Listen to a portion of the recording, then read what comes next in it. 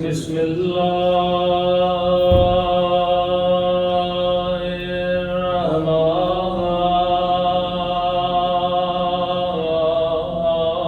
الرحمن الرحيم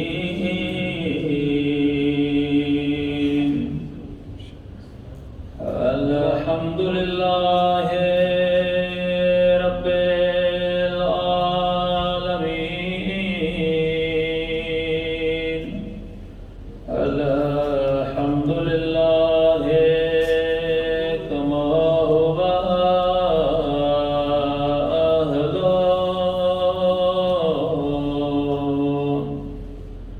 الصلاة والسلام على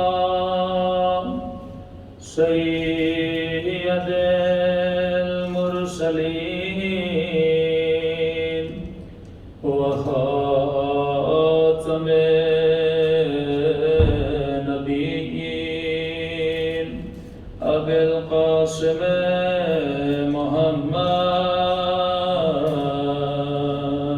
اللهم صل على محمد وآل محمد وعلى آله الطيبين الطاهرين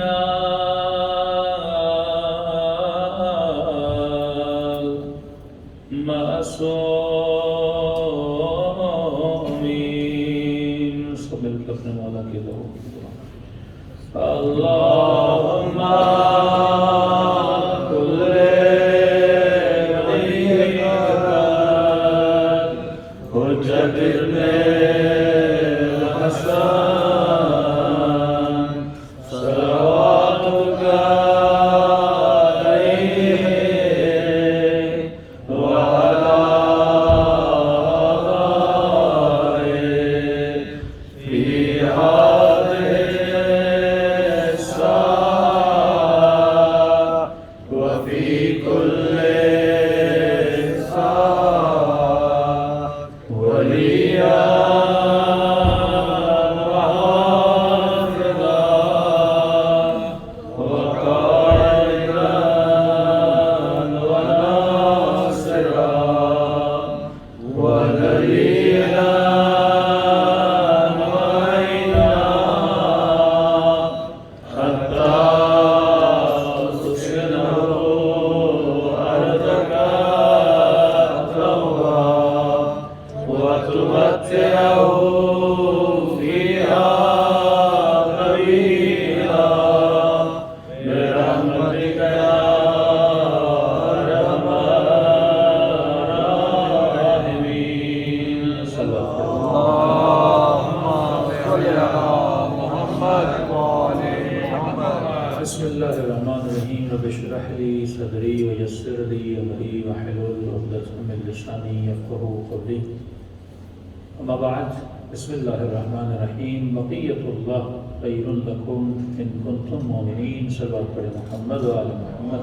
اللهم صل على محمد وآل محمد.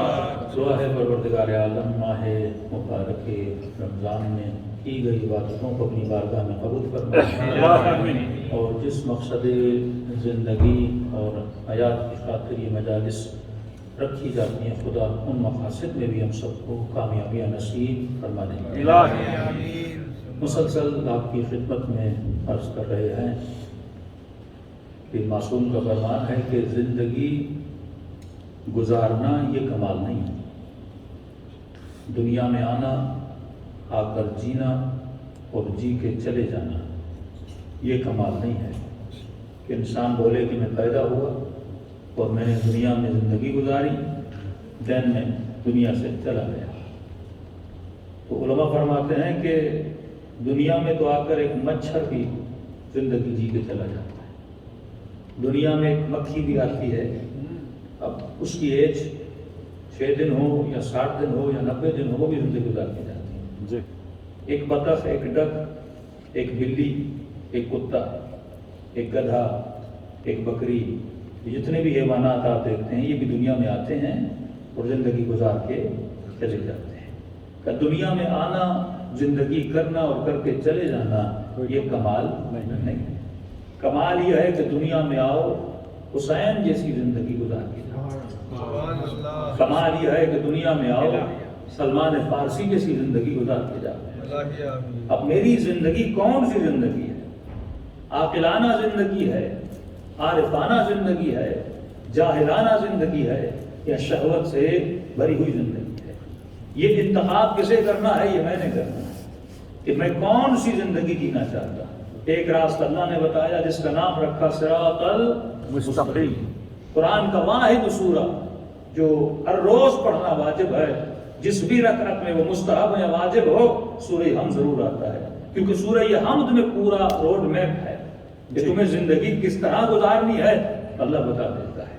کن کی طرح گزارنی ہے یہ بھی اللہ بتا دیتا ہے کہ پروردگارہ میں زندگی گزاروں تو میرا رول ماڈل کون ہے؟ انعمت علیہم، ان کی طرح گزارو جن پر میں نے نعمتوں کو نازل کیا. اے خدا وہ کون ہے جن پہ تو نے اپنی نعمتوں کو نازل کیا؟ غیر المغضوب علیہم، یہ وہ ہیں جن پہ میں کبھی بھی غضبناک نہیں ہوا. اب یہاں پہ ایک مسئلہ حل ہوا. ہمارے کئی مفتی حضرات کہتے ہیں انعمت علیہم میں اصحاب بھی شامل ہیں، انعمت علیہم میں ازواج بھی شامل ہیں. یقیناً ان کا درجہ بہت بلند ہے. یقیناً ان پہ نعمت ہوئی کہ وہ رسول کے صحابی بنے. یقیناً ان پہ نعمت ہوئی کہ وہ اسلام لائے. یقیناً یہ بہت بڑی نعمت ہے ان میں سے کچھ کاتب وحی بنے. یقیناً یہ بہت بڑی نعمت ہے کچھ بدر کے شہید بنے، کچھ احد کے شہید بنے. یہ بھی نعمت ہے. جناب حمزہ ہیں اور بھی بہت سارے ہیں. لیکن سورہ حمد کے انعمت علیہم میں یہ شامل نہیں ہو سکتے. اگر صرف یہ ترجمہ کیا جائے کہ انعمت علیہم مجھے ان کے راستے پہ چلا جن پہ تو نے اپنی نعمتوں کو نازل کیا، تو یہاں پہ کوئی ایک سادہ سا مومن بھی کھڑا ہو جائے گا، کہے گا مولانا مجھ پر بھی تو کچھ نعمتیں ہیں، مجھے انسان بنایا، مجھے مسلمان بنایا، مجھے محمد کا ماننے والا بنایا، یہ بھی تو نعمت ہے. اس نے مجھے رزق حلال دیا، یہ بھی تو نعمت ہے. اس نے مجھے اولاد دی تو یہ بھی تو نعمت ہے. تو کون سے انعمت علیہم؟ یہاں پہ کرسچن بھی کھڑا ہو جائے گا، وہ بھی بتا سکتا ہے کہ اللہ کی نعمتیں تو میرے اوپر بھی ہیں. یہاں کا ہر فرد کھڑا ہو جائے گا، کیونکہ شاید ہی کائنات کا کوئی ایسا شخص ہو جس پہ اللہ کی نعمت نہ ہو. جو مچھر اس کائنات میں پرواز کر رہا ہے اس پر بھی اللہ کی نعمت ہے. جو مکھی اس کائنات میں سانس لے رہی ہے اس پر بھی اللہ کی نعمت ہے. تو کیا مجھے سب نعمت والوں کے راستے پہ چلنا ہے؟ اللہ نے کہا نہیں، میں نشانی بتا دیتا ہوں. انعمت علیہم یہ کون ہے؟ غیر المغضوب علیہم یہ وہ ہے جن پہ میں کبھی بھی غضبناک نہیں ہوا. نہ ایک دن، نہ آدھا گھنٹہ، نہ ایک منٹ کے لیے میں ان پہ غضبناک نہیں ہوا. پروردگارہ ذرا اور سمجھا دے تو کن پہ غضبناک نہیں ہوا؟ کہا غیر المغضوب علیہم ولا الضالین. اگر انعمت جو تجھے تمہاری زندگی کے رول ماڈلز ہوں گے جن کو دیکھ کر تمہیں اپنی زندگی کا روڈ میپ بنانا ہے، وہ کون ہے؟ وہ ہیں جن پہ میں نے اپنی نعمتوں کو نازل کیا ہے. اور اللہ ڈیفائن کر رہا ہے وہ کون ہے جن پہ میں نے اپنی نعمتوں کو نازل کیا. تو آواز آئی غیر المغضوب علیہم یہ وہ ہیں جو کبھی بھی اللہ ان پر غضبناک نہیں ہوا. تو سوال یہ ہے جو 40 سال بتوں کی عبادت میں رہے، 40 سال تو خدا غضبناک رہا، مطلب ایک دن بھی ان کا ایسا نہیں ہوگا جن پہ خدا غضبناک ہوا ہو. پھر یہ فرمایا ولا الضالین اور وہ کبھی بھی گمراہ نہیں رہے. نہ ایک دن کے لیے گمراہ رہے، نہ 2 دن کے لیے گمراہ رہے. یعنی ان کی زندگی کا 1 سیکنڈ بھی ایسا نہیں ہے جس میں وہ گمراہ رہے ہو. کیونکہ اگر گمراہ رہے ہیں تو اللہ ان پہ غضبناک ہوا ہے. مثلا ابھی آپ مسجد میں ہیں، اللہ آپ پہ خوش ہے، لیکن مسجد سے نکل کے 5 منٹ کے لیے آپ نے گناہ کیا تو اللہ آپ پہ کیا ہے؟ غضبناک ہے. یہ تو صحیح ہے 40 سال کے بعد اللہ ان سے راضی ہوا، لیکن 40 سال جو کچھ انہوں نے کیا ان سالوں میں تو اللہ غضبناک رہا تھا. اگر جنگ احد میں نبی کو چھوڑ کے بھاگ گئے تھے تب تو اللہ ان پہ غضبناک رہا تھا. جب وہ شرابیں پی رہے تھے تب تو اللہ ان پہ غضبناک تھا. جب وہ نبی کی باتوں کا انکار کر رہے تھے تب تو اللہ ان پہ غضبناک تھا. تو ہمیں ایسی ہستیوں کو ڈھونڈنا پڑے گا جن کی زندگی کا ایک لمحہ اطاعت خدا میں گزرا ہو، جن کی زندگی میں ایک لمحہ بھی گناہ نہ پایا جاتا ہو. اور وہ کون ہے؟ آواز آتی ہے انما یرید اللہ لیذھب عنکم الرجس اہل البیت ویطہرکم تطہیرا. یہ وہ ہے محمد. یہاں پہ ایک مسئلہ اور حل ہو گیا کہ سوال کرتے ہیں کہ شیعہ اپنی دعاؤں میں محمد اور آل محمد کا واسطہ کیوں دیتے ہیں؟ اس لیے دیتے ہیں کیونکہ یہ غیر المغضوب علیہم ہیں والضالین ہیں، جن پہ خدا کبھی غضبناک نہیں ہوا۔ تو ایسا وجود جس پہ خدا کبھی غضبناک نہیں ہوا، جب اس کا واسطہ دیا جاتا ہے تو خدا بندے کی دعا کو رد نہیں کرتا۔ اور یہ دعائیں ہم نہیں کرتے، اعتراض ہم پر ہے تو اعتراض نبی پر بھی تو کرو کہ وہ رسول جب دعائیں کرتے تھے، ہاتھوں کو بلند کرتے تھے۔ تاریخ اصل سنت کی کتاب ہے مروج الذہب، ملتا ہے رسول خدا اپنے دربار میں، اب لہٰذا بیمار لوگ، پریشان لوگ، بے اولاد لوگ نبی کی خدمت میں آتے تھے، کہتے تھے یا رسول اللہ قرضدار ہوں دعا کیجئے، بیمار ہوں دعا کیجئے، اولاد نہیں دعا کیجئے۔ اب دیکھیے نبی کس طرح دعا کرتے تھے، تاریخ لکھتی ہے جب بھی دعا کرتے تھے نبی کے دعا کرنے کا انداز ایک ہوتا تھا، ہاتھوں کو بلند کرتے تھے اور کہتے تھے اللہم ارحم علی فلان بحق علی، اے خدا فلاں پر رحم کر، اس کے صدقے میں، علی کے صدقے میں۔ عالم یہ ہے کہ لکھنے والا لکھتا ہے کہ علی موجود نہیں ہے لیکن پھر بھی دعا کرتے تھے تو علی کا واسطہ دے کر دعا کرتے تھے۔ دوسرے بیٹھے ہوئے تھے لیکن ان کا نام نہیں لیتے تھے، آنکھوں سے دیکھ رہے تھے لیکن پھر بھی ان کا نام لے کے، ایک بھی حدیث بتائیے نبی نے کسی اور کا نام لے کے دعا کی ہو؟ کبھی کسی کا نام لے کے دعا نہیں کی۔ لیکن تاریخ لکھنے والا لکھتا ہے کچھ ایسے دربار میں تھے جن کو یہ نام شاید اچھا نہ لگا، تو یہ آپس میں کہنے لگے یہ کیسے انصاف کی بات ہے کہ مصطفیٰ جب بھی دعا کرتے ہیں علی کا نام لیتے ہیں۔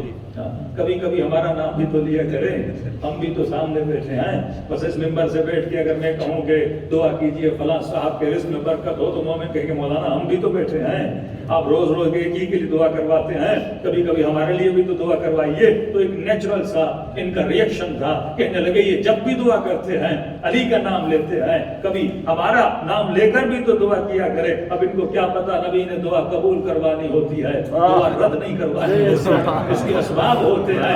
اب ان کے دل میں جب اعتراض پیدا ہوا تو اس نے کہا کہ میں نبی سے آج بات کرتا ہوں کہ یا رسول اللہ اتنے لوگ آتے ہیں، ہماری بھی عزت ہے، ہم نے بھی اسلام لایا ہے، ہم بھی آپ کے بڑے قریب ہیں، کوئی دائیں ہے کوئی بائیں ہے، تو یا رسول اللہ کبھی ہمارا نام لے کر بھی تو دعا کیجئے۔ بس یہ کہنا تھا، رسول خدا کو کہنے ہی والا تھا۔ دوسرے صاحب ذرا تھوڑے ہوشیار تھے، انہوں نے کہا دیکھو صبر کرو، صبر کا پھل میٹھا ہوتا ہے۔ کیسا صبر؟ کہ دیکھو دنیا آتی ہے، مصطفیٰ ان کے لیے دعا کرتے ہیں تو علی کا نام لیتے ہیں۔ دیکھو ایک دن تو آئے گا جب علی خود بیمار ہو جائیں گے اور کہیں گے کہ یا رسول اللہ علی کے حق میں دعا کیجئے، تو اب ظاہر ہے جب علی کے لیے دعا کریں گے تو کس کا نام لیں گے؟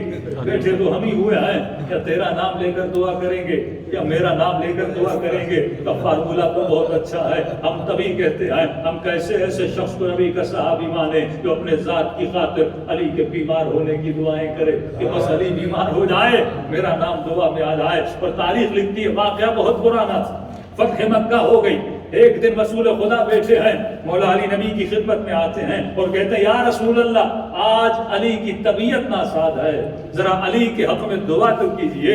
بس یہ کہنا تھا، رسول خدا نے دعا کے لیے ہاتھوں کو بلند کیا۔ لکھنے والا لکھتا ہے یہ دونوں بڑے خوشی کے عالم میں ایک دوسرے کو دیکھ رہے تھے، بس دیکھنا اب یہ تیرا نام لے کر دعا کریں گے یا میرا نام لے کر دعا کریں گے۔ یہاں تک لکھنے والے نے لکھا کہ کوہنیاں مار رہے تھے، ذرا غور سے سننا کس کا نام لے کر دعا کرتے ہیں، کیونکہ یہ تو کرم ہے، کیونکہ عام بندے کے لیے دعا کی تو علی کا نام لیا، آج علی کے لیے دعا کی جا رہی ہے۔ لہٰذا ہم تاریخ کو بتا سکتے ہیں کہ علی کے حق میں جب دعا کی تو ہمارا نام لے کر دعا کی گئی۔ بس رسالت مآب نے ہاتھوں کو بلند کیا، رحمت للعالمین نبی کی زبان سے رحمت بھرے جملے نکلے، بڑے عجیب انداز میں دعا کی، فرمایا اللہم ارحم علی علی بے حق علی، اے خدا علی پر رحم کر علی کے صدقے۔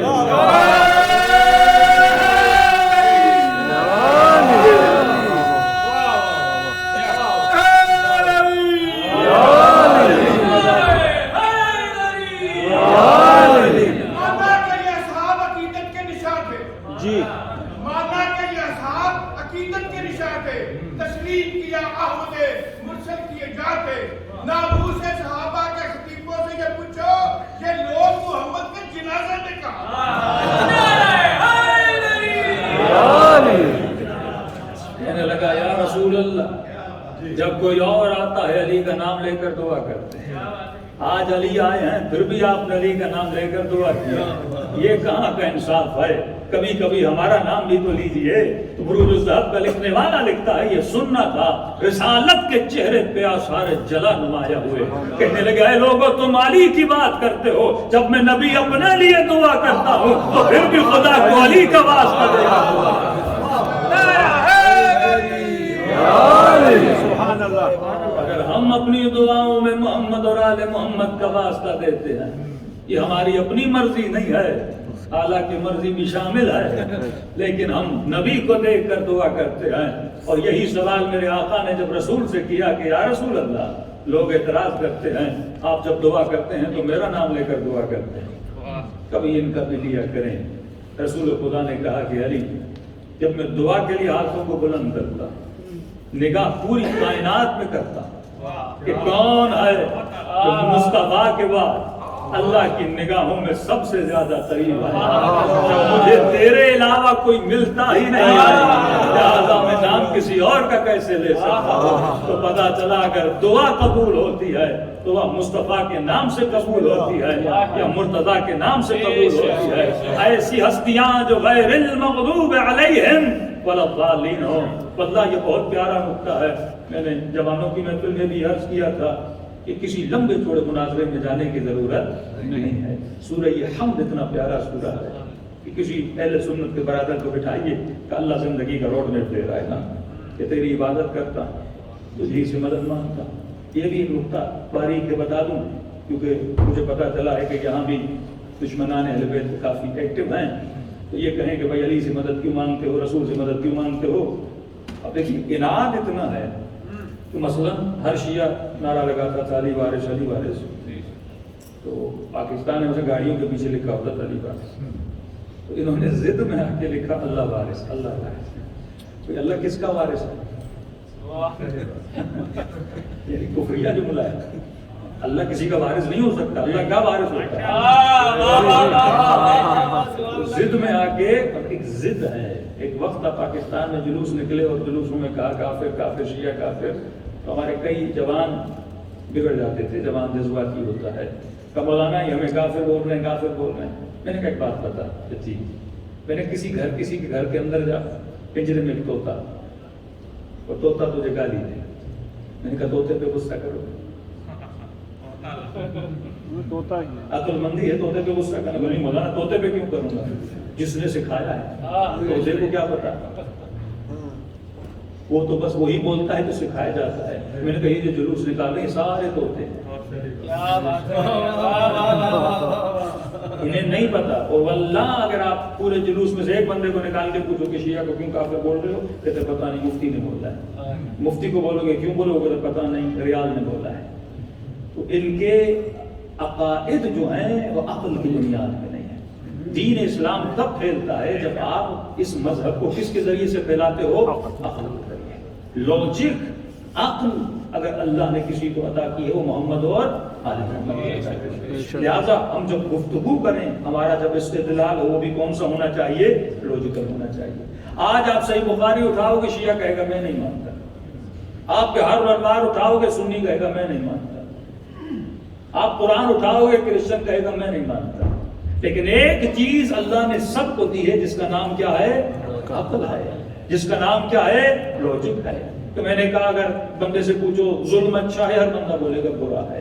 بچے سے بھی پوچھو نا بیٹا جھوٹ بولنا اچھا ہے, بولے گا بابا جھوٹ بولنا اچھا نہیں ہے. تو عقل کے ذریعے آپ لوگوں کو مکتب اہل بیت کے قریب کر سکتے ہو. اور مسلمانوں میں اگر بحث کرنی ہے, کوئی ہر نمبر اٹھاؤ گے, مسلم اٹھاؤ گے وہ کہے گا میں نہیں مانتا, پھر حدیث میں جاؤ گے یہ ضعیف ہے, یہ فلاں ہے, یہ فلاں ہے, ایسے چکر مسلمان کو دے دیتے ہیں. وہ کہتا ہے مجھے بحث کرنی ہی نہیں ہے, کیونکہ مفتی اور مولوی اتنا گھماتا ہے بندے کو, اب آدمی کو پتہ ہی نہیں لگتا. تو بہترین کتاب قرآن مجید, قرآن مجید سے ہی آپ تفسیر نکالیں. اے خدا مجھے ہدایت دے کن کے راستے پر, جن پر تو نے اپنی نعمتوں کو نازل کیا. کون ہے جن پہ تو نے اپنی نعمتوں کو نازل کیا؟ خدا اسپیسیفک بک مختص خصوصیت بتایا جاتا ہے کہ کون ہے جن پر میں نے اپنی نعمتوں کو نازل کیا، کہتے غیر المغضوب علیہم، یہ وہ ہیں جن پہ کبھی غضبناک نہیں ہوا۔ اب کن پہ غضبناک نہیں ہوا؟ اور یہ وہ ہیں جو کبھی گمراہ نہیں رہے۔ یہ وجود صرف محمد کا وجود ہے اور وجود صرف علی بن ابی طالب کا وجود ہے کہ سارے مسلمان مانتے ہیں کہ مولا علی وہ پہلے شخص ہیں جنہوں نے رسول خدا پر بغور ان کی ایمان لایا تھا، کیونکہ جب وحی نازل ہو رہی تھی علی بھی غار میں موجود تھے۔ ہمیشہ رسول خدا کے ساتھ رہنے والے جناب خدیجۃ الکبریٰ یا جناب زید یہ وہ ہیں جو پہلے اسلام لانے والے ہیں، اور اہل بیت علیہ السلام کبھی گمراہ نہیں رہے۔ اب کبھی کون گمراہ نہیں رہ سکتا؟ آج سب کہتے ہیں جنگ صفین ہوئی علی اور امیر شام کے درمیان، وہ سبھی کہتے ہیں نا کہ علی حق پر تھے، رد مقابل باطل کا تھا۔ جنگ جمل ہوئی، کہتے نبی کی زوجہ کا احترام ہے لیکن وہ باطل پر تھی، اور علی جو ہیں وہ کس پر تھے؟ حق پر تھے۔ یعنی اگر جو باطل پر ہے ایک لمحے کے لیے بھی وہ کیا ہے؟ گمراہ ہو گیا ہے نا۔ جنگ صفین میں اگر وہ باطل پر ہے تو ایک لمحے کے لیے گمراہ ہے، لیکن علی کی زندگی کا ایک لمحہ لاؤ جس میں علیاذ باللہ علی حق سے دور ہٹے ہوں۔ اور یہ کیسے ممکن ہے کہ رسول نے فرما دیا کہ علی مع الحق والحق مع علی، علی حق کے ساتھ ہے، حق علی کے ساتھ ہے۔ اگلا جملہ اس سے بڑا فرمایا، یہ مت دیکھنا کہ حق کہاں جا رہا ہے، یہ دیکھنا کہ علی کہاں جا رہا ہے۔ جہاں علی جائیں گے وہیں پر حق ہوگا۔ اور یہاں پہ اسی حدیث کو، حدیث میں رسول نے کلو دیا ہے، اگر مسلمان سوچے واللہ حق جو ہے نا وہ اظہر من الشمس ہے، اتنا ظاہر ہے، بس عقل کے اوپر سے جو غفلت کے غبار کے پردے گر گئے ہیں، ان پردوں کو ہٹانے کی دیری ہے۔ اور جیسے یہ پردے ہٹتے ہیں کوئی زہر بن جاتا ہے، کوئی گڑ بن جاتا ہے، بس پردوں کو ہٹانے کی ضرورت پڑتی ہے۔ اور یہ پردے کہاں ہٹتے ہیں؟ جب انسان سوچتا ہے کہ ایک لمحے کا سوچنا 70 سال کی عبادت سے افضل ہے، اور نہ سوچنا انسان کو 70 سال پیچھے لے جاتا ہے۔ تو جتنا سوچو گے، جتنا غور کرو گے، جتنا فکر کرو گے، اتنی پروردگار عالم تجھے کیا دے گا؟ ہدایت دے گا۔ اب اسی حدیث سے آپ سے ایک سوال ہے کہ علی حق کے ساتھ ہیں، حق علی کے ساتھ ہے، ہو گئے؟ یہ مت دیکھو کہ حق کہاں جا رہا ہے، یہ دیکھو علی کہاں جا رہا ہے۔ میرا آپ سے سوال ہے، یہ مت دیکھو حق کہاں جا رہا ہے، یہ دیکھو علی کہاں جا رہا ہے۔ اس کا مطلب کیا ہے؟ کیا علی ایک الگ حقیقت ہے اور حق ایک الگ حقیقت ہے؟ یہ بڑا متضاد جملہ ہے کہ یہ مت دیکھو، یعنی یہ بالکل ایسے ہے، یہ مت دیکھو قرآن کہاں جا رہا ہے، مثلا یہ دیکھو محمد کہاں جا رہے ہیں، تو کیا قرآن محمد سے الگ ہے؟ کیا محمد قرآن سے الگ ہے؟ یہ کہنا کہ یہ مت دیکھو حق کہاں جا رہا ہے، یہ دیکھو علی کہاں جا رہا ہے، اس کو میں ریلیٹ کروں گا ایک حدیث سے جو ہمارے مسلم برادرز بہت پڑھتے ہیں۔ وہ کون سی ہے؟ اصحابی النجوم بأیہم اقتدیتم اہتدیتم۔ ترجمہ، میرے صحابی ستاروں کی مانند ہے، سٹارز ہیں، جس کے بھی پیچھے جاؤ ہدایت مل جائے گی۔ مطلب رسول خدا کے جانے کے بعد دیکھیے ایک عام سا مسلمان ہے جس نے رسول کو دور سے، کچھ خاص مسلمان تھے ان کو ہم اصحاب بولتے ہیں، جنہوں نے بیٹیاں دیں، جو سسر بنے، رشتہ داریاں دیں، جنگوں میں ساتھ تھے، کئیوں نے مال دیا، ایسے یہ بڑی بڑی پوسٹ پہ تھے، اور رسول کے رائٹ اینڈ لیفٹ میں 10 15 20 یہ بزرگ شخصیات تھی۔ اب جب رسول دنیا سے چلے گئے تو امت کے دل میں جو رسول کا احترام تھا وہ ان کا احترام تھا۔ مثلا آپ ایک بہت بڑے عالم دین کا احترام کرتے ہیں، مثلا خمینی کا احترام لوگ کرتے ہیں، امام خمینی کا، امام خمینی دنیا سے چلے جاتے ہیں تو ان کے بیٹوں کے دل میں بھی کیا ہوتا ہے؟ احترام ہوتا ہے۔ کعبہ خامنئی ہو گیا، سودانی ہو گئی، وہ پوری ٹیم تھی جو خمینی صاحب کے ساتھ تھی۔ اب جیسے وہ چلے جاتے ہیں تو لوگ اس ٹیم کو اس کا آئینہ سمجھتے ہیں نا، کہ ظاہری ان کے ساتھ رہے، لہٰذا جو یہ کہیں وہ قابل احترام تھے۔ اسی طرح تمام امت اصحاب رسول کا کیا کرتی ہے؟ احترام کرتی ہے۔ اب ان سے بولا جائے جناب ابو بکر، کہتے ہیں وہ بھی حق پر ہے، جناب عثمان وہ بھی حق پر ہیں، جناب علی وہ بھی حق پر ہیں، امیر شام وہ بھی حق پر ہیں، طلحہ وہ بھی حق پر ہیں، زبیر وہ بھی حق پر ہیں، نام گنتے جائیں بولیں گے یہ بھی حق پر ہیں، یہ بھی حق پر ہیں، یہ بھی اسٹار ہیں، یہ بھی اسٹار ہیں، یہ بھی اسٹار ہیں، لہٰذا ایہم اقتدیتم، جس کے بھی پیچھے جاؤ تم ہدایت پا جاؤ گے۔ اب آئیے نبی کی حدیث کو سمجھیے، فرمایا حق علی کے ساتھ ہے، علی حق کے ساتھ ہے۔ یہ مت دیکھنا کہ حق کہاں جا رہا ہے، یہ جتنے حق تم نے ذہن میں ڈالے ہوئے ہیں، ایکس وائی زیڈ، جتنوں کو بھی تم نے حق بنایا ہوا ہے، اور ریئلٹی میں بھی تمہارے ذہن میں وہ حق تھے کیونکہ رسول خدا کے ساتھ تھے، اس میں نبی کی زوجہ بھی ہیں، اس میں نبی کے سسر بھی ہیں، اس میں قریب ترین شخصیات بھی ہیں، لہٰذا امت تو سب کو حق سمجھ رہی ہے نا، اور واقعاً بھی حق ہے کیونکہ رسول خدا کے قریب ہیں، تو لہٰذا میرے جانے کے بعد یہ جتنے حق ہوں گے، کیونکہ ایک حق تجھے نظر نہیں آئے گا، ہر بندہ یہ بولے گا کہ حق میرے ساتھ ہے، جنگ جمل میں آنے والے بولیں گے حق میرے ساتھ ہے، صفین میں آنے والے بولیں گے حق میرے ساتھ ہے، مسند پر بیٹھنے والے بولیں گے حق میرے ساتھ ہے، تو رسول نے فرمایا یہ مت دیکھنا تمہارے تصوراتی حق کہاں پہ جا رہے ہیں، یہ دیکھنا کہ علی کہاں جا رہے ہیں، جہاں جہاں علی جائیں گے وہاں وہاں حق تجھے ملے گا۔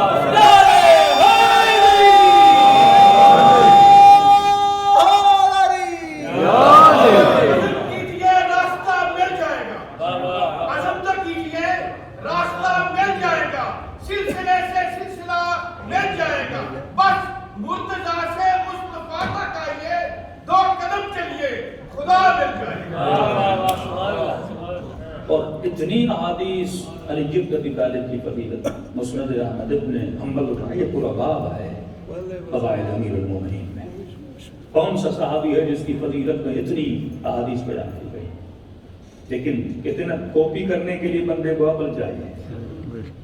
کانا مدینۃ العلم وعلی بابها، میں شہر علم ہوں اور علی دروازہ ہے، لکھ دیا کہ فلاں دیوار ہے، فلاں چھت ہے، اور بعض نے یہ بھی لکھ دیا کہ جب بارش برستی ہے نا تو چھتوں سے پانی گرتا ہے، اسے پتہ نہیں کیا بولتے ہیں آپ کو، کیا بولتے ہیں، پرنالا، فلاں وہ ہے۔ جب بعد میں سوچنے لگے تو میں نے کہا کہ چلو جتنا بنانا ہے بنا لیں، بعض ہمارے مومن جذباتی ہو جاتے ہیں، مولانا یہ مولا کی فضیلت انہوں نے، میں فضیلت خراب نہیں کر رہا، ڈرتا وہ ہے جو جھوٹی فضیلتیں بناتا ہے۔ کیا بات ہے، تم حق کے ماننے والے ہو، امام حق کے ماننے والے ہو، دشمن کتنا بھی بول دیتا، مطلب ایک مرتبہ فضیلت ہے جب تاریخ میں جاتے ہو تو کریکٹر الگ ہے، ہم کہتے ہیں اہل بیت کی عصمت پریکٹیکل عصمت ہے، سبحان اللہ۔ ہمارا چیلنج ہے کہ آپ زندگی اہل بیت میں سے یاد اللہ چھوٹا سا گناہ ڈھونڈ دیتے ہیں، یہ پریکٹیکل چیلنج ہے نا، ایک شیعہ نہیں ہے اسی طرح ریسرچ کر رہا ہے سیرت اہل بیت رسول کی اولاد پہ ریسرچ کرے تو ایک گناہ ڈھونڈ کے دکھاؤ اولاد رسول سے، ایک گناہ نہیں ملتا۔ دوسرا چیلنج یہ ہے کہ آپ جن کو ہم امام مانتے ہیں، امام علی، امام حسن، امام حسین کے 12 اماموں کی جو ترتیب ہے، ان کا ایک بھی استاد ڈھونڈ کے دکھاؤ۔ محمد علی محمد برکت صلوات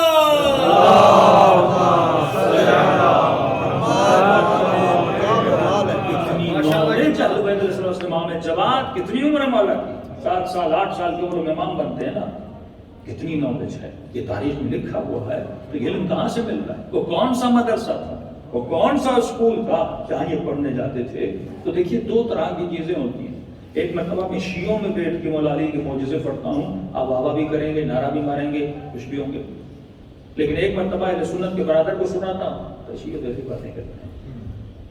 تو کچھ وہ معجزے ہیں جنہیں ہم پروو نہیں کر سکتے، مثلا مولا علی نے ٹھوکر ماری مردہ زندہ ہو گیا، ہمارا تو ایمان ہے نا جی وہ صاحب ولایت ہے وہ جو چاہے کر سکتا ہے، لیکن اگر کسی برادر اہل سنت کو سناؤ گے وہ کہ ایسی باتیں کرتے، لیکن نہ ماننے پر آئے تو علی کو نہیں مانتے، ماننے پہ آئے تو غوث پاک کو مان لیتے ہیں، نہ ماننے پہ آئے تو مولا علی کا کوئی معجزہ نہیں ماننا، اور جب بنانے پر آ جائے ایسے ایسے معجزے پیروں کے پتہ نہیں اپنے مرشدوں کے بنا دیتے ہیں، یہ عقل کی ناتوانائی ہے۔ لیکن ہمیں کس طرح گفتگو کرنی ہے؟ 2 معجزے مولا علی کے، اگر میں اس طرح ڈیفائن کروں تو زیادہ بہتر ہے۔ ایک وہ معجزے جن کو ہم اس دور میں زندہ نہیں کر سکتے، مثلا میں یہ بولوں کہ مولا علی نے سورج کو پلٹایا، میں یہ پڑھوں کہ مولا نے مردے کو زندہ کیا، میں یہ پڑھوں مثلا مولا نے یہ معجزہ کیا، یہ معجزہ کیا، کوئی بولے کہ آپ کی ایسی باتیں ہیں یہ پاسبل ہے، لیکن کچھ وہ معجزے ہیں مولا امیر المؤمنین کے جو زندہ معجزے ہیں، جو آج بھی آپ دکھاؤ بندہ انگوش بدگان رہ جاتا ہے، جسے مولا کی نہج البلاغہ ہے، فصاحت کے اعتبار سے، بلاغت کے اعتبار سے، کہ علی منبر پر جاتے ہیں، ایک شخص بولتا ہے کہ یا علی عرب میں کسی نے ایسا کلام کیا ہے جس میں نقطہ نہ ہو، ڈاٹ نہ ہو، یار اپنے بچوں کو بتائیے کہ جس میں ڈاٹ نہ ہو، کوئی ایسا کلام ہے؟ میں آپ کو بولوں کہ میں آپ کو تقریباً 1 ملین پاؤنڈ دوں گا اور آپ جو ہیں 1 لائن، ماشاء اللہ شعر و شاعری بھی یہاں ہوتی ہے، 2 شعر، 1 لائن مجھے سنائیے جس میں ایک ڈراپ نہ ہو، بیٹھے بیٹھے آپ نہیں سنا سکتے، قطعاً نہیں سنا سکتے۔ ایک پروفیسر تھا جس نے لٹریچر میں میاں بیوی دونوں نے PhD کی تھی، کہ ہم نے جب سنا کہ مولا علی سے سوال ہوا کہ علی عرب میں کسی نے ایسا کلام کیا ہے جس میں نقطہ نہ ہو، ڈاٹ نہ ہو، تو مولا امیر نے کہا عرب میں کسی نے کیا تو نہیں، لیکن کہو تو علی تجھے سنا۔ کہا ہمیں تعجب یہ نہیں کہ علی نے کلام کیا، کیونکہ جب میں نے فضیلت پڑھی تھی تو پاکستان میں ایک بندے نے تفسیر لائی تھی قرآن کی، کہ مولانا یہ کسی نے تفسیر لکھی اور پوری تفسیر میں نقطہ یا الف نہیں ہے، وہ کہا یہ تو پروف ہے لوگوں نے کی ہے۔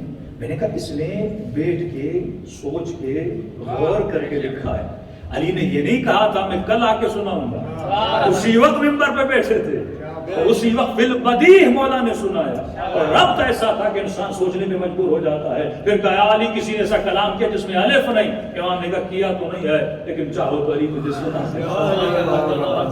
یہ زندہ معجزے امیر المؤمنین کے، یہ صحیفہ سجادیہ زندہ معجزہ ہے، یہ کلام اہل بیت زندہ معجزہ ہے۔ صحت کے اعتبار سے، زندگی کے اعتبار سے جو اہل بیت علیہ السلام کے فرامین ہیں، آج سائنس پروف کر رہی ہے کہ جو اس زمانے میں اہل بیت نے کیا تھا واقعاً جو فرمان بولا تھا انسان کی صحت کے لیے اچھا تھا۔ کہ آپ کے جتنے مستحبات و مکروہات ہیں آپ اس کو سائنٹیفکلی جب پروف کریں گے آپ کو پتہ چلے گا کہ یہ مکتب، یہ دین جو اہل بیت نے ہمیں دیا، اس میں سائنٹیفکلی بھی آج پروف ہوا جو وہ کہتے تھے وہ انسان کی صحت کے لیے اچھا تھا۔ تو آج زیادہ فوکس ان معجزات پہ ہونا چاہیے جو معجزات ہم کسی کو سنائیں اور اس کو ہم کیا کر سکیں، انسپائر کر سکیں، لیکن اپنے شیعوں کو ہم دوسرے معجزات بھی سنائیں جو ریلیٹڈ ہیں ولایت سے، تاکہ پتہ چلے کہ روح اہل بیت کا پاور کتنا تھا۔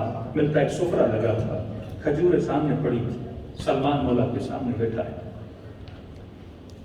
اب کبھی کبھی جن سے مولا پیار کرتے ہیں، اچھا یہ مشہور تھا، ہمارے ذہنوں میں تصور کیا ہے کہ مولا علی ایک سیریس کیریکٹر ہے، حالانکہ اس کے برعکس ہے۔ مولا علی اپنے اصحاب کے ساتھ مزاح کیا کرتے تھے۔ مولا فرماتے ہیں میرے شیعوں کی نشانی ہے ان کے چہرے پہ ہمیشہ مسکراہٹ ہوتی۔ شیعہ کا چہرہ جو ہے وہ اخم والا، سیریسنس والا چہرہ نہیں ہوتا۔ کسی جگہ مجلس پڑھ رہا تھا، میں نے کہا شیعہ ایسا ہوتا ہے، میں نے کہا باپ ایسا ہونا چاہیے جب بیٹا تمنا کرے کہ بابا کے ساتھ بیٹھوں، چند راتیں گزاروں، باتیں کروں، کہ معصوم فرماتے ہیں کہ جب شوہر گھر میں جائے وہ کیسا ہو، اور بیوی جب شوہر کا استقبال کرے وہ کیسی ہو، اور جب بچوں کو سینے سے لگاؤ تو پھر تمہارا برتاؤ کیسا ہونا چاہیے۔ اسلام کمپلیٹ لائف اسٹائل کا نام ہے۔ کہ مولا شوہر گھر جائے تو کیسا ہو، امام فرماتے جب بارش برستی ہے تمہارے چپلوں پہ کیچڑ لگ جاتا ہے، کیا یہ کیچڑ والے گندے چپل لے کے تو گھر جائے گا؟ نہیں، کیا کرے گا؟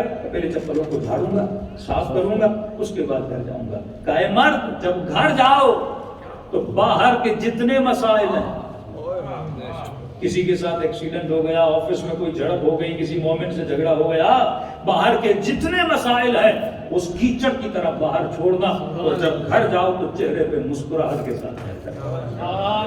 یہ مومن کا کردار ہے۔ تو مولا بیوی کو کیسا ہونا چاہیے؟ فرمایا جب شوہر تھکا ہوا کام سے آئے تو بیوی کا چہرہ کھلے ہوئے پھول کی طرح ہونا چاہیے۔ یہ کردار ہے۔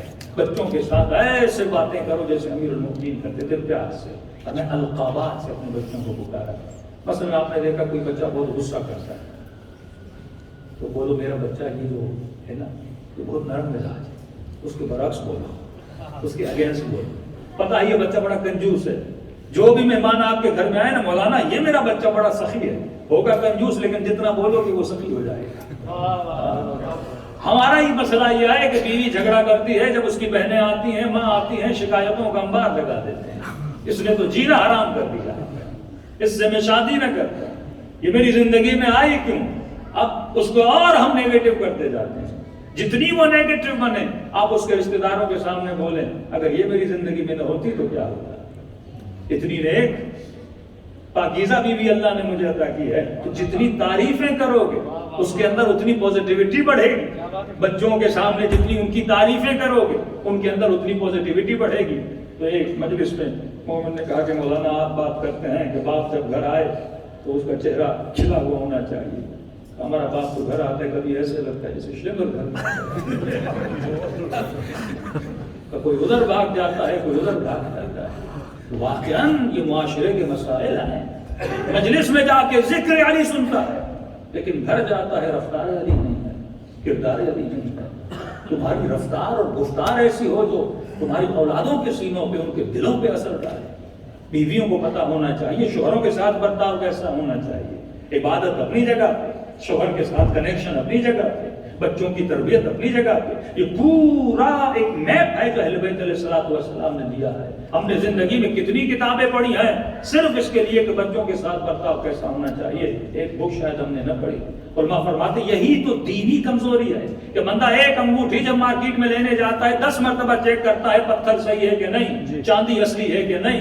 سونا لینے جاتا ہے 10 جگہ پہ ویریفیکیشن لیتا ہے. لیکن ہم جب شادیاں کرتے ہیں کوئی ویریفیکیشن نہیں کرواتے. جب ہم کسی کا انتخاب کرتے ہیں کوئی ویریفیکیشن نہیں کرواتے کہ انگوٹھی تو 10 دن, 1 مہینہ, 1 سال میری انگوٹھی میں رہے گی, میری انگلی میں رہے گی. لیکن اے مومن اس شخص کے ساتھ تجھے 60 سال زندگی گزارنی ہے. اس فرد کے ساتھ تم نے پوری زندگی اور ایک نسل یہاں سے بننی ہے. اتنی سخت حدیث رسول خدا کی فرماتے جو باپ اپنی بیٹی کی شادی لالچ میں کروائے کہ یہ مالدار ہے میں اسے اپنی بیٹی دوں, یہ پیسے والا ہے اسے میں اپنی بیٹی دوں, یہ بڑا مقام والا ہے یہ مشہور ہے میں اسے بیٹی دوں. وہ یہ نہ دیکھے کہ دیندار ہے کہ نہیں, وہ یہ نہ دیکھے کہ مومن ہے کہ نہیں, وہ یہ نہ دیکھے کہ دل میں خوف خدا ہے کہ نہیں. پر اگر ایسے شخص سے اپنی بیٹی کی شادی کرواتا ہے, جب یہ شخص مر جائے گا اس کے نام اعمال میں لکھا جائے گا کہ لکھو اے ملائکو اس نے بیٹی کی شادی نہیں کروائی تھی بلکہ اپنی بیٹی کا قتل کر دیا. یہ قاتل ہو کے مرے گا. کہ من احیاها فکأنما احیا الناس جميعا, کہ جس نے ایک انسان کو زندہ کیا گویا اس نے پوری کائنات کو زندہ کیا. یہاں زندگی سے مراد زندگی بدن نہیں ہے, زندگی سے مراد کی میرے چھٹے امام فرماتے جس نے ایک انسان کو ہدایت دی گویا اس نے پوری کائنات کو ہدایت دے دی. تو انسان کو سوچنا چاہیے کہ میرے جو ڈیسیژنز ہیں, ایک شخص میرے چھٹے امام جعفر صادق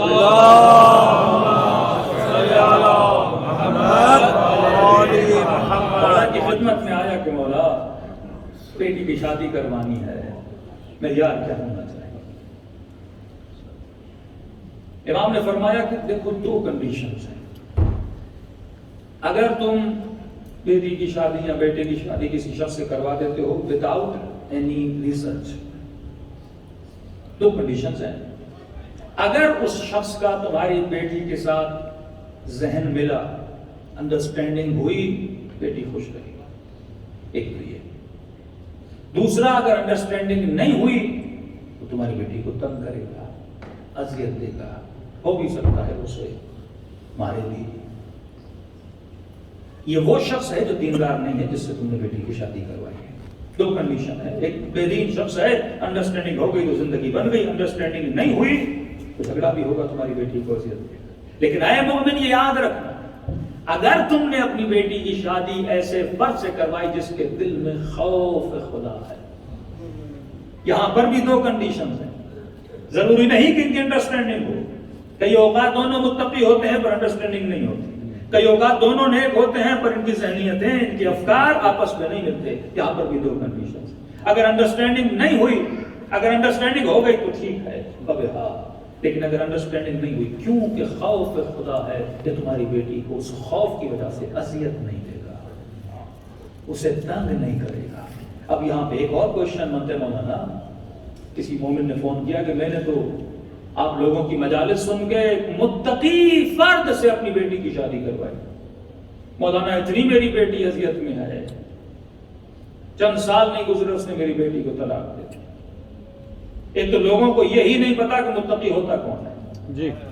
پھر کہتے مولانا آپ نے بتایا کہ متقی, میں نے کہا پھر تم نے تقویٰ کو کس چیز میں اسے تلاش کیا تھا؟ پھر ڈیلی مسجد میں آتا تھا, ماتم بھی کرتا تھا, بڑا پارٹیسپیٹ کرتا تھا, لیکن کہتا ہے مولانا میں نے اس سے بڑا خبیث شخص نہیں دیکھا, اتنی اذیتیں اس نے ہمیں دی, ڈیلی مسجد میں آنے والا. میں نے کہا کب اہل بیت نے کہا ہے جو ڈیلی مسجد میں آئے وہ متقی ہے؟ یہ مولا نے کب بتایا ہے کہ یہ دیکھو نمازی ہے کہ نہیں؟ کبھی نہیں کہا. یہ دیکھو ماتم کرتا ہے کہ نہیں؟ کبھی نہیں کہا. یہ دیکھو مجلس میں آتا ہے کہ نہیں، یہ دیکھو حج کرتا ہے کہ نہیں، یہ دیکھو خمس. کبھی اہل بیت میں ایسا نہیں. یہ تو واجبات ہیں کہ میں نے کل مثال دی تھی. عادی مسلمان اور فکر والا مسلمان، ٹریڈیشنل مسلم ہو سکتا ہے اس کی عادت ہو ڈیلی مسجد میں آنا، ڈیلی آ کر اذان دینا، ڈیلی آ کر یہاں بیٹھنا. تقویٰ اس چیز کا نام نہیں ہے. مولانا تقویٰ کس چیز کا نام ہے؟ اب سنو امیر المومنین، ہر چیز کا ایک ٹیسٹ ہوتا ہے. آپ بلڈ ٹیسٹ کرتے ہو، کولیسٹرول کا پتہ چلتا ہے، شوگر کا پتہ چلتا ہے. اسی طرح ایمان کا بھی ایک ٹیسٹ ہوتا ہے. وہ ٹیسٹ اس لیبورٹری کا نام کیا ہے جہاں پہ جا کے میں ٹیسٹ کروں کسی شخص کو کس کے بیٹی کے رشتہ دینا ہے کہ نہیں دینا. آنسو فرماتے ہیں یہ دیکھو امین ہے کہ نہیں. دو صفات اگر اس میں نہیں ہے تو متقی نہیں ہے. ایک قول کا پکا ہے کہ نہیں، زبان کا پکا. دوسرا یہ دیکھو امین ہے کہ نہیں. یہی آپ کے لندن کا ایک مومن تھا، اس نے ہمارے استاد کو فون کیا کہ مولانا ایک رشتہ آیا ہے، بچہ بڑا نیک ہے، مسجد میں آتا ہے، قسام دیتا ہے، نمازی ہے، عزادار ہے، ظاہراً تو بڑا نیک ہے. کل امام نے فرمایا یہ چیزیں نہیں دیکھو، یہ اپنی جگہ پہ. یہ بعد والے اسٹیپ سے پہلا اسٹیپ یہ دیکھو امین ہے کہ نہیں. تو مولانا کیسے ٹیسٹ کروں؟ کہ یہ کبھی قرضہ مانگے نا ایسے پیسے دے کر دیکھ لینا. اس نے تقریباً کوئی 4000 پاؤنڈ اسے ضرورت پڑی اس لڑکے کو، اس کو 4000 پاؤنڈ دیے. کئی مہینوں کے بعد فون کیا کہ مولانا اپنا میری فون اٹھاتا ہے نہ ملتا ہے مجھے. کہ میں نے اللہ کا شکر ادا کیا 4000 پاؤنڈ تو گئے میرے، لیکن میری بچی کی زندگی بچ گئی. اصل تقویٰ ہے امانت میں، اس میں خیانت کرتا ہے. چھٹے امام کے پاس شخص جاتے مولا آپ کا چاہنے والا یہ گناہ کر سکتا ہے. امام نے کہا یہ کر سکتا ہے. کہا یہ کر سکتے. امام گنوا تو یہ بھی کر سکتا ہے، یہ بھی کر سکتا ہے. کہتے ہیں پریشان ہو کہ مولا کا چاہنے والا یہ سارے گناہ کر سکتا ہے. امام نے کہا انسان جائز الخطا ہے، گناہ کر سکتا ہے. آخر میں نے کہا مولا آپ کا چاہنے والا جھوٹ بول سکتا ہے. کہ مولا کے چہرے کا رنگ بدل گیا. کہا میرا چاہنے والا اور جھوٹ، میرا چاہنے والا اور جھوٹ بولے یہ ہو نہیں سکتا. کہ مولا میں نے اتنے گناہ گنوائے، آپ نے کہا یہ بھی کر سکتا ہے وہ بھی کر سکتا ہے، لیکن جب میں نے جھوٹ کی بات کی تو آپ نے کہا میرا چاہنے والا جھوٹ نہیں بول سکتا. امام نے کہا جو جھوٹ بولے گا وہ سارے گناہ کرے گا، اور جو جھوٹ نہیں بولے گا ان سارے گناہوں سے اللہ اسے کیا کرے گا؟ بچائے گا. کچھ گناہ ایسے ہوتے ہیں جو ہر گناہ کی جڑ ہوتی ہے. تو سب سے پہلے ہم نے اگر کسی کے ایمان کو ٹٹولنا ہے، دیکھنا ہے امین ہے کہ نہیں. ادارہ بناتے ہیں، کمیٹی بناتے ہیں، امام بارگاہ بناتے ہیں، کسی کو ممبر پہ بلاتے ہیں، ہر چیز جو ہمیں دیکھنی ہے. ایک دیکھنا ہے کہ بندے کے دل میں امانت والا ہے کہ نہیں ہے. دوسرا صدق لسان اس کے وجود میں ہے کہ نہیں ہے. اگر یہ ٹیسٹ پاس کر دے اس کے بعد ہم اپنی بیٹیوں کا رشتہ بھی کر سکتے ہو. صلوات پڑھے محمد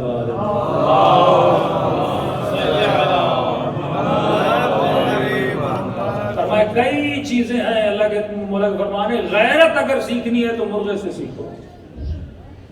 اللہ نے ہر چیز میں کیا رکھی ہیں؟ نشانی. وَاعْتَبِرُوا يَا أُولِي الْأَلْبَابِ. فرمایا غیرت سیکھنی ہے تو کھولوں گا نہیں باتوں کو، بزرگوں کے لیے اشارہ کافی ہے. غیرت سیکھنی ہے تو مرغے سے سیکھو. مطلب مرغا اپنی مرغی کے قریب کسی کو آنے نہیں دیتا. غیرت مند ہوتا ہے. آپ اس کا اسٹائل دیکھیں گے نا، چلنے کا بڑا روبیسٹ ہوتا ہے اس کا. دوسرا پیار کرنا سیکھنا ہے. فلم میں نہیں دیکھو رومانس، یہ بھی ایک زندگی کا حصہ ہے. جو شادی شدہ افراد ہیں، افرامین اہل بیت ہیں، دیکھنا ہے تو فرماتے ہیں کبوتر کو دیکھو، اس میں مرغا نہیں، اس میں کبوتر. آپ کبوتر جنہوں نے گھر پہ رکھے ان کو پتا ہوتا ہے. اگر پیار سیکھنا ہے تو کبوتر سے سیکھو. پھر مولا فرماتے ہیں اگر کام پہ آنا جانا ہے نا، آفس میں آنا جانا وہ سیکھنا ہے تو کس سے سیکھو؟ کبے سے سیکھو. صبح سویرے نکلتا ہے اور اندھیرا ہونے سے پہلے گھر واپس آ جاتا ہے. حیا بھی سیکھنا ہے تو کبے سے سیکھو. رنگ کا کالا ہے، کردار کا اچھا ہے. حیا سیکھنا ہے وہ بھی کبے سے سیکھو. کئی ایسی چیزیں ہیں. معصوم فرماتے ہیں کہ شہد کی مکھی بنو، گندگی والی مکھی نہ بنو. یہ کتاب ہے حیات الحیوان. کئی چیزیں جو حیوانوں سے معصومی نے فرمایا سیکھو. شہد کی مکھی بنو، گندگی والی مکھی نہ بنو. تشریح کی کہ آقا سمجھائیے کیا مطلب. فرمایا ایک بندہ صاف ستھرا ہو کے نہا کے باتھ روم سے باہر آتا ہے، پورے بدن اس کا صاف ستھرا، لیکن بازو پہ ایک زخم ہے، چھوٹا سا زخم. کا جو گندگی والی مکھی ہے وہ پورے صاف بدن کو چھوڑ کے کہاں جا کے بیٹھے گی؟ زخم پہ۔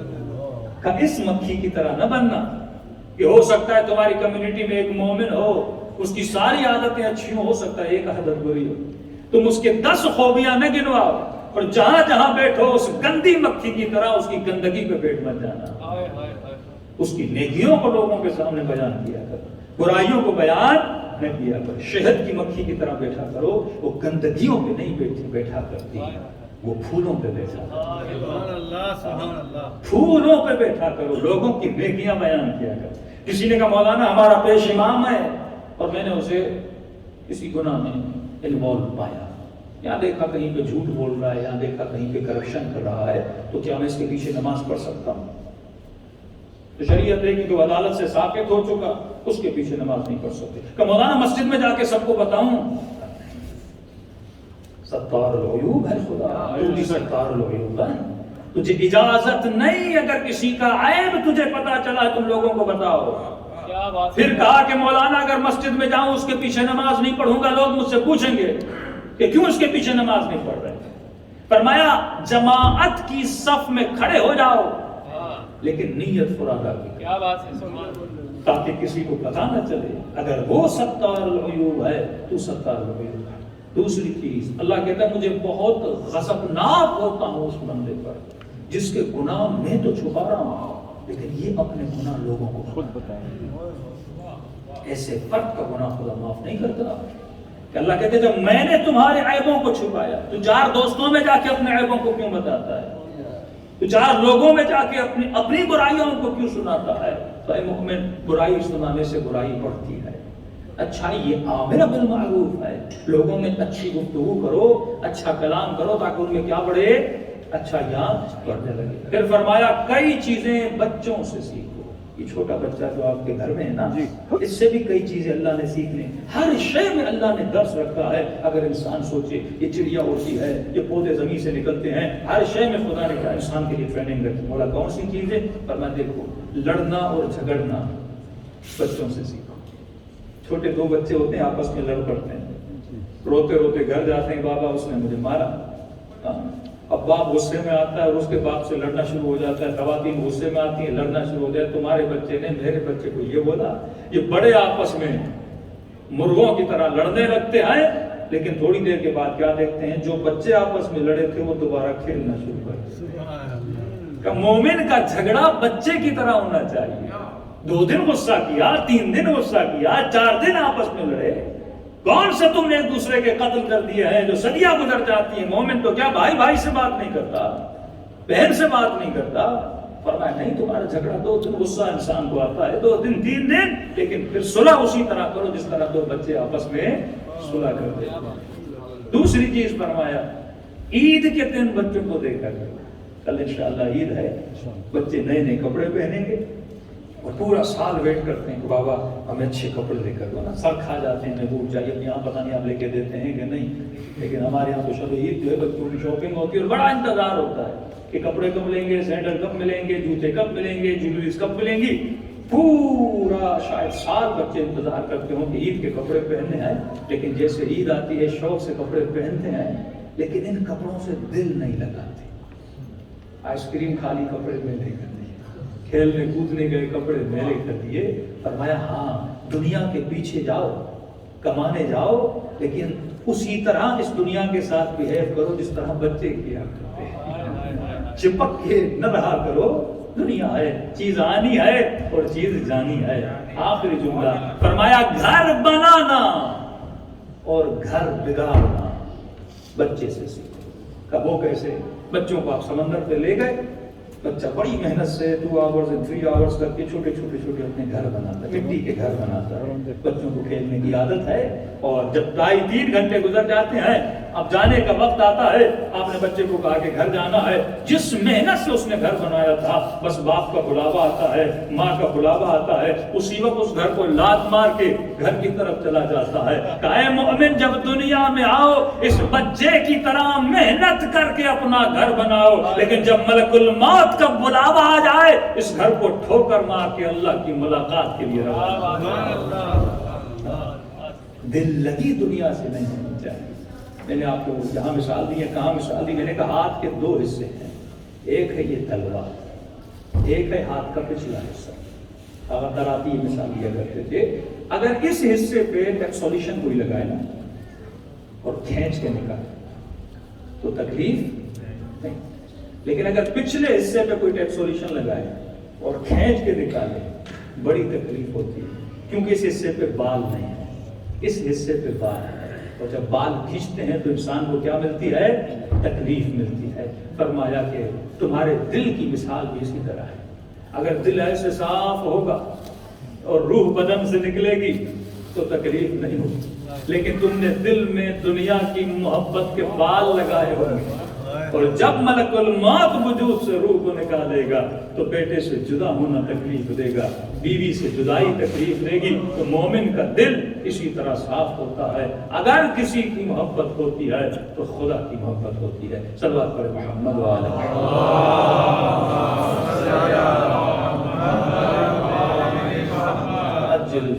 میرے عزیز, دنیا میں جینا برا نہیں ہے, اللہ نے بھیجا اس کائنات, لیکن ہدف آخر محبت پروردگار عالم ہے. تم لقاء اللہ کے لیے آئے ہو. جو بھی نماز پڑھتے ہو نیت کرتے ہو قربۃ اللہ, کس کے قریب ہو جاؤں؟ اللہ کو جسم نہیں رکھتا کہ تم جس کے قریب ہو جائے. کوئی بولے کہ مولانا میں اب اس وقت ممبر کے سب سے زیادہ قریب کون ہے؟ میں ہوں. اس کے بعد یہ ہے, اس کے بعد وہ ہے, اس کے بعد وہ ہے. اب کوئی کہے کہ میں 2 رکعت نماز پڑھتا ہوں تاکہ ممبر کے قریب ہو جاؤں, تو بولوں گا بھائی اٹھ کے آ جاؤ, ممبر قریب ہو جاؤ. اب یہ بولا جائے کہ میں 2 رکعت نماز پڑھتا ہوں تاکہ اللہ کے قریب ہو جاؤں. اللہ کہاں ہے جس کے تو قریب جائے؟ کوئی ایسا پلیس, کوئی ایسی جگہ جہاں پہ اللہ بیٹھا ہو اور نماز پڑھنے سے اس کے کیا ہو جائیں؟ وہ تو وجود جسمانی رکھتا ہی نہیں. یہاں مراد قرب جسمانی نہیں ہے. علماء فرماتے ہیں قرب صفاتی ہے. اللہ رحیم ہے, رحیم بن. اللہ کریم ہے, کریم بن. اللہ سخی ہے, سخی بن. جتنا اس کی صفات کے قریب چلتا جائے گا اتنا خدا کے قریب ہوتا جائے گا. ایک واقعہ اور ربط مصیبت کی طرف پڑھو. نجف کا ایک طالب علم بے انتہا غریب, دہلی جاتا مولا علی کے حرم میں, راتوں کو نماز شب میں مشغول رہتا, لیکن غربت کا مارا کئی دن اس کو فاقے رکھنے پڑتے غربت کی وجہ سے. بھوک کے عالم میں اسٹوڈنٹ تھا وہاں. ایک دن نجف سے زیارت کر کے جب اپنے مدرسے کی طرف واپس جا رہا تھا تو مدرسے کی گلی میں ایک تاجر تھا, اس کا گھر تھا. تو اس نے ایک خاتون کو دیکھا کہ اس گھر کے اندر گئی. اب ظاہر جوان تھا, جوان خاتون کو دیکھا, لڑکی کو دیکھا, اس کی نگاہ پڑی. اب یہاں پہ درس سیکھیے کہ زندگی میں یہ ساری چیزیں ہمارے ساتھ بھی ہوتی ہیں, لیکن ان چیزوں کو حاصل کرنے کے لیے مجھے کون سا راستہ اختیار کرنا ہے, اس واقعے میں آپ کو پتہ چلے. لڑکی اس کو پسند آ گئی. جس استاد نے اس کو پال کے بڑا کیا تھا اس کے پاس گیا. استاد جی میں نے ایک خاتون کو دیکھا ہے, مجھے لگتا ہے فلاں تاجر کی بیٹی ہے, میں بھی جوان ہوں, میرا دل بھی ہے کہ میں شادی کروں, لہٰذا آپ میری شادی کروائیے, ان کے پاس رشتہ لے کر جائے. پہلا درس یہ ملا کہ اگر کوئی پسند آ جائے تو ڈائریکٹ نہ ہوا کرو. ماں باپ کو بولا کرو, استاد کو بولا کرو, ماں باپ نہیں, ماموں کو, چاچو کو, کوئی بھی کمیونٹی کا بزرگ ہو اسے بولا کرو. کیونکہ جب ڈائریکٹ ہو جاؤ گے اس کے حیا کو بھی تباہ کرو گے اور اپنی تقویٰ کو بھی تباہ کرو گے. پہلا کنیکشن جو روایت اسلامی میں وہ یہی ہے کہ تمہیں بزرگوں کے ذریعے سے کیا بنانا ہے, کنیکشن بنا. یعنی کوئی پسند آ گیا فوراً واٹس ایپ پہ آپ نے میسج بھیج دیا. کئی حضرات اور جوان مجھے کہتے مولانا خاتون نے سلام دیا ہے تو اس کا جواب دوں کہ نہیں دوں, اگلے نے کہا جواب دینا واجب ہے. واجبات بھی لوگوں کو یہاں پہ یاد آ جاتے ہیں. وہ جواب جو تجھے گمراہ بنا ہے, یہاں پر شیطان ذہن میں آ کر جواب دینا واجب ہے.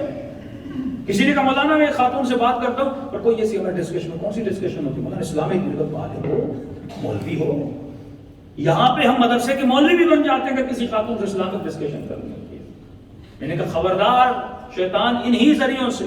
معصوم فرماتے ہیں ایک بند کمرے میں, بند کمرہ ایک ہماری کنورسیشن بھی ہو سکتی ہے, ضروری نہیں وہ فزیکل بند کمرہ ہے، مطلب تم جب کسی خاتون سے ڈائریکٹ ہو جاتے ہو، فرماتے تیسرا تمہارے بیچ میں شیطان ہوتا ہے۔ یوسف اللہ کے نبی ہیں، فرماتے اللہ و رحم ربی، اگر خدا یوسف پہ رحم نہ کرتا اللہ کیا ہو جاتا۔ کبھی خود پہ اتنا بھروسہ نہ کیا کرو، آگ سے کھیلا نہ کرو، یہ فرامین معصوم ہے، اللہ نے تمہارے وجود کو بنایا ہے وہ تم سے تجھے بہتر جانتا ہے، لہٰذا انہی انسٹرکشن پہ چلا کرو جو خدا بندے متعلق کا۔ اس نے اپنے استاد کو کہا، استاد رشتہ لکھا گیا، اگلے دن واپس آیا کہ میں معافی چاہتا ہوں، اس نے جواب دیا، کہا کیوں؟ کہ وہ کہتا ہے ایک تو تم بہت بیمار، کیونکہ اس کو کھانسی بہت ہوتی تھی، دن رات یہ کھانستا تھا۔ دوسرا اس نے کہا کہ تو غریب ہے، میں بیٹی تجھے نہیں دے سکتا۔ اب دیکھیے شدت سے آپ کسی چیز کو پسند کریں اور وہ نہ ملے تو انسان کا دل ٹوٹ جاتا ہے۔ اس نے کہا دو چیزوں کی وجہ سے بیٹی کا رشتہ نہیں دیا، غریب ہوں، میرا قصور کیا ہے؟ بیماری ہے، میرا قصور کیا ہے؟ میں تو اتنے ڈاکٹر کے پاس گیا، جب علاج ہی نہیں ہو رہا تو میں کیا کروں؟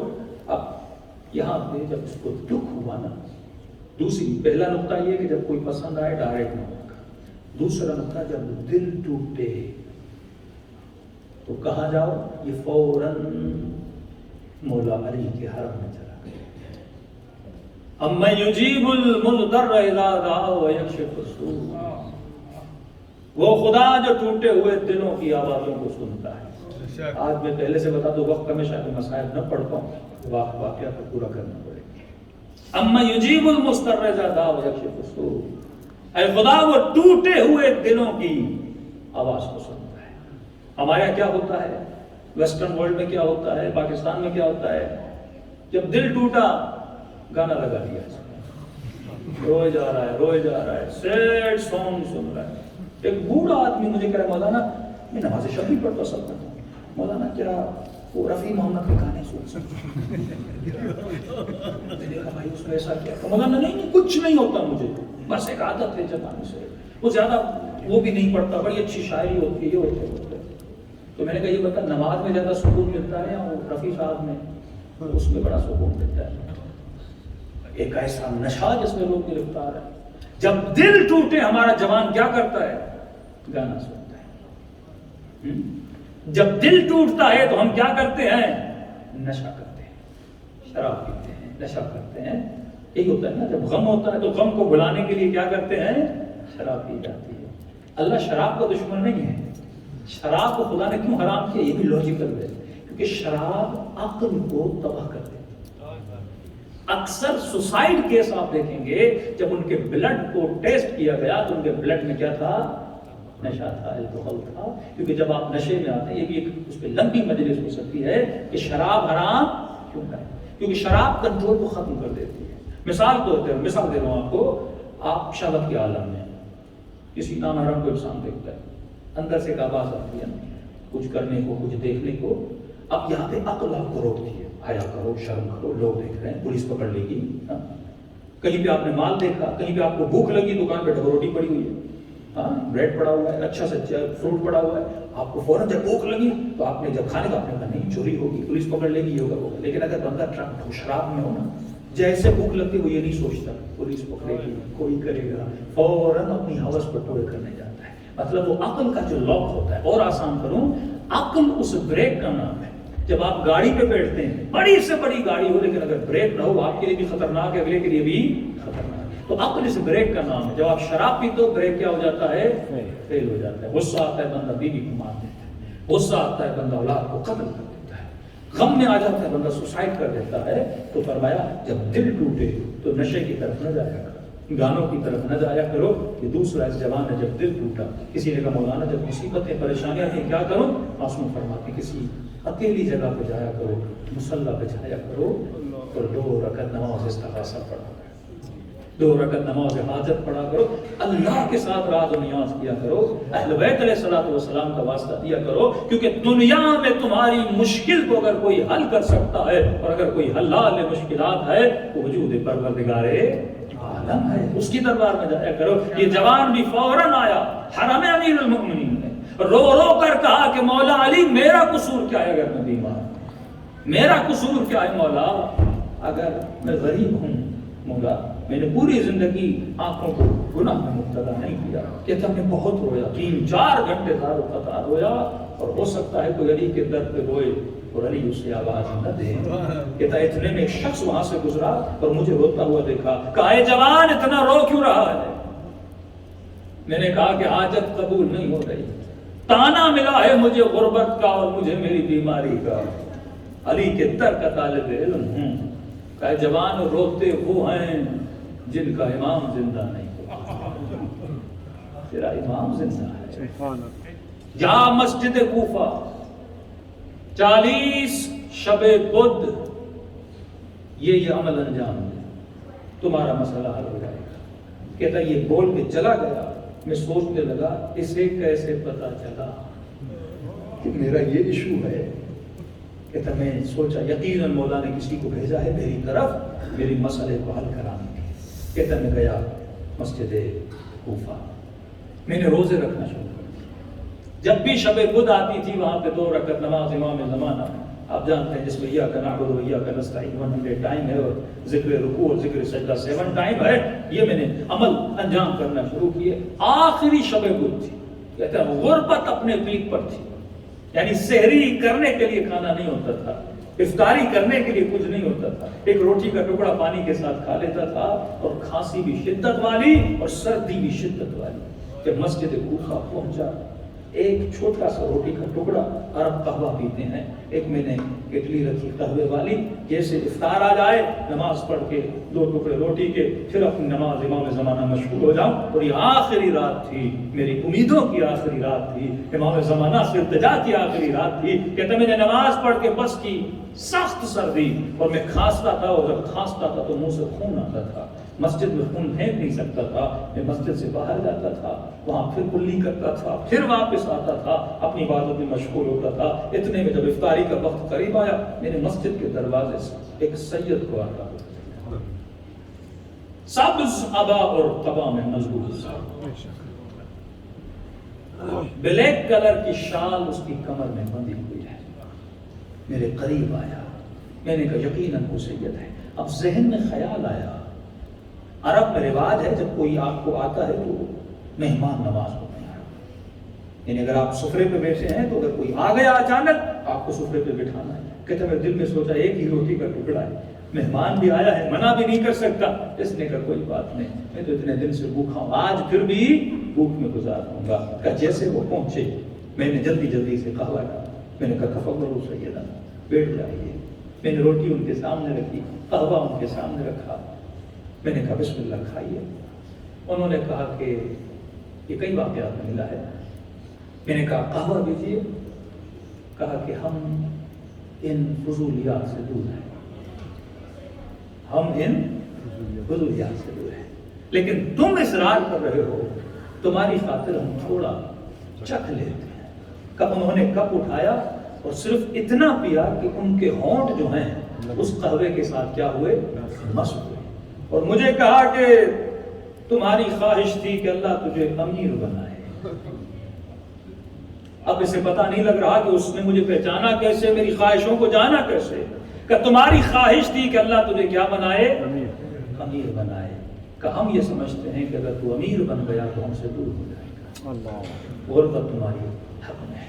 دوسری تمہاری خواہش یہ تھی کہ تمہاری اس لڑکی سے شادی ہو جائے, ہم دعا کریں گے خدا تمہاری شادی کروا دے. تیسری خواہش یہ تھی کہ اللہ تجھے شفا دے, وہ شفا تجھے مل چکی ہے جب تو قہوہ پی لے گا. میں نے کہا کہ سید کا میرے جانے کا وقت ہے. کہ آپ کہاں جا رہے ہیں؟ کہ مقام ابراہیم مسلم نقیل ہے, نماز پڑھ کر چلا جاؤں گا. میں نے کہا سید میں بھی چاہتا ہوں آپ کے پیچھے نماز پڑھوں. کہ وہ اٹھے, میں نے جلدی سے قہوہ پیا, ان کے پیچھے دوڑا. انہوں نے پہلے مجھ سے نماز شروع کی, مستحب نماز کی, پہلے مجھ سے شروع کی. میں نے پھر پیچھے ابتدا میں نے اللہ اکبر کر کے نماز کی. میں کھڑا تھا, وہ رکوع میں تھے, وہ سجدے میں تھے, میں رکوع میں تھا, وہ مجھ سے پہلے چلے گئے تھے. کہتا ہے میں نے رکوع میں جا کے سوچا یہ کون ہے جس سے میری حاجتوں کو پتہ چلا. بندے خدا کہیں یہ تیرا امام زمانہ تو نہیں جسے تو نے نہیں پہچانا. کہتا ہے اس کی نماز ختم ہو گئی, میں نماز توڑ بھی نہیں سکتا تھا. جلدی میں نے نماز ختم کی, پیچھے دوڑا, لیکن لگ ایسے رہا تھا کہ میں دوڑ رہا ہوں اور زمین ان کو آگے لے کر رہا ہے, یہاں تک کہ میری آنکھوں سے اوجھل ہو گیا. روتا ہوا مدرسے پہنچا. وہی بوڑھا جس کی بیٹی کا رشتہ تھا وہ میرے پاس آیا. تو روتا ہوا کہنے لگا ہے جوان بیٹی کی شادی تم سے کرواتا ہوں، لیکن آج کے بعد میری شکایت امام زمانہ سے، اگر رب مولا سے مجبور ہے پکارنے کی ضرورت ہے۔ انسان سے امام ملتے وہ ہم سے دور نہیں فرماتے، تم ہم سے دور۔ دعا کریں پروردگارا حق محمد والے راتوں میں عبادتیں اپنی بارگاہ میں قبول فرما، ہم سب کے صغیرہ کبیرہ گناہ معاف فرما، گنہگار آنکھوں کے امام زمانہ کی زیارت نصیب فرما، قبر و قیامت میں شفاعت امام حسین نصیب فرما، جو سنا اس پر عمل کرنے کی توفیق نصیب فرما، ہم سب کے دلوں میں اتحاد اور اتفاق نصیب فرما، ہم سب کو اتباع عالیہ کی زیارت نصیب فرما۔ ربنا تقبل منا